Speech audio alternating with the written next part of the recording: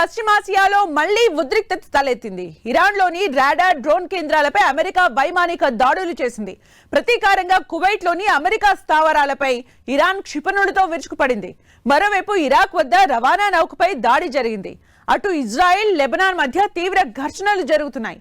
తాత్కాలిక కాల్పుల విరమణను ఉల్లంఘిస్తూ తరచూ ఇలా దాడులు జరుగుతుండటంతో చర్చలు ఒప్పందంపై నీలి నీడలు కమ్ముకుంటున్నాయి. లెబనాన్ పై దాడులు కొనసాగితే కాల్పుల విరమణకు విఘాతం కలుగుతుందని, చర్చలను నిలిపివేస్తామని ఇరాన్ హెచ్చరించింది. అయితే ఆ హెచ్చరికలను తాను లెక్క చేయబోనని అమెరికా అధ్యక్షుడు ట్రంప్ స్పష్టం చేశారు. ఇరాన్లోని గెరుక్ ఖిష్మ్ ద్వీపంపై గత 2 రోజులుగా అమెరికా వైమానిక దాడులు చేసింది. అక్కడి గగనతల రక్షణ వ్యవస్థలపై, గ్రౌండ్ కంట్రోల్ స్టేషన్ పై, నౌకలపై దాడులు చేసేందుకు సిద్ధంగా ఉన్న 2 డ్రోన్లపై దాడులు చేశామని అమెరికా సెంట్రల్ కమాండ్ వెల్లడించింది. అంతర్జాతీయ జలాల్లో తిరుగుతున్న తమ AQ-1 డ్రోన్ ను కూల్చివేయడంతో పాటు ఇరాన్ రెచ్చగొట్టే చర్యలకు ప్రతిగా ఈ దాడులు చేసినట్లు తెలిపింది. తమ టెలికమ్యూనికేషన్ వ్యవస్థపై అమెరికా దాడి చేసినట్లు ఇరాన్ ప్రకటించింది.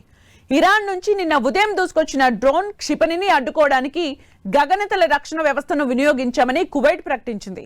ఇరాన్ నుంచి వచ్చిన 2 బాలిస్టిక్ క్షిపణుల్ని కూల్చివేశామని అమెరికా వెల్లడించింది. ఇరాన్ పోర్టుల్ని దిగ్బంధనాన్ని దాటుకుని వచ్చిన గాంబియా రవాణా నౌక ఖజర్ ఇంజిన్ పై అమెరికా క్షిపణితో దాడి చేసింది.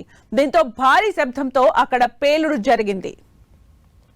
యుద్ధం ప్రారంభమైనప్పటి నుంచి ఇప్పటిదాకా అమెరికాకు చెందిన 20 స్థావరాలను ఇరాన్ ధ్వంసం చేసింది. శాటిలైట్ చిత్రాల ద్వారా ఈ విషయం వెలుగులోకి వచ్చింది. ఈ స్థావరాలు Saudi Arabia, UAE, Qatar, Kuwait, Jordan, Iraq, Bahrain, Oman దేశాల్లో ఉన్నాయి. అమెరికాకు కోట్ల డాలర్ల నష్టం జరిగింది. మొత్తం 28 స్థావరాలపై ఇరాన్ దాడులు చేసింది. మరోవైపు తాము 13,000 ఇరాన్ లక్ష్యాలపై దాడులు చేశామని అమెరికా ప్రకటించింది. లెబనాన్ పై దాడుల పేరుతో ఇరాన్ చర్చల్ని నిలిపివేసినా తాను పట్టించుకోబోనని ట్రంప్ స్పష్టం చేశారు. చమురు ధరల విషయంలో తమకు ఆందోళన లేదన్న ఆయన అవి సమీప భవిష్యత్తులో కుప్పకూలిపోతాయని తెలిపారు.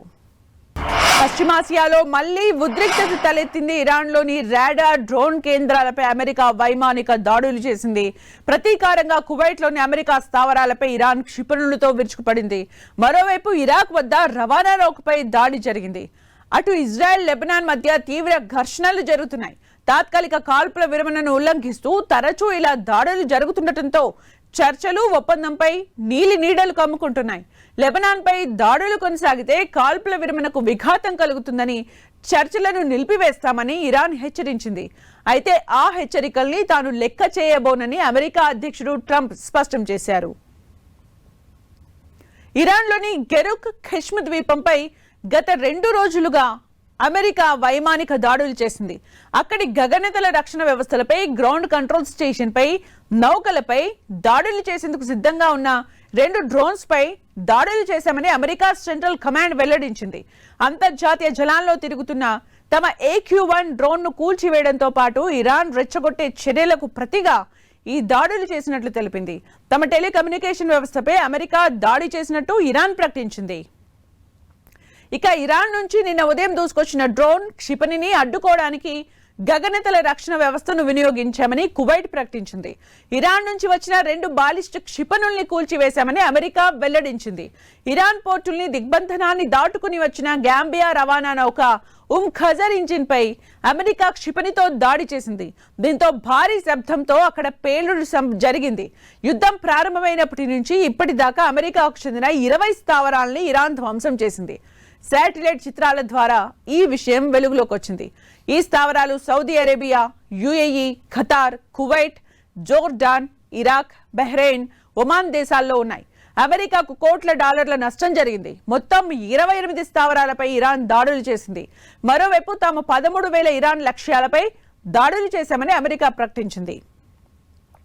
లెబనాన్ పై దాడుల పేరుతో ఇరాన్ చర్చల్ని నిలిపేసినా తాను పట్టించుకోబోనని ట్రంప్ స్పష్టం చేశారు. చమురు ధరల విషయంలో తమకు ఆందోళన లేదన్న ఆయన అవి సమీప భవిష్యత్తులో కుప్పకూలిపోతాయని తెలిపారు.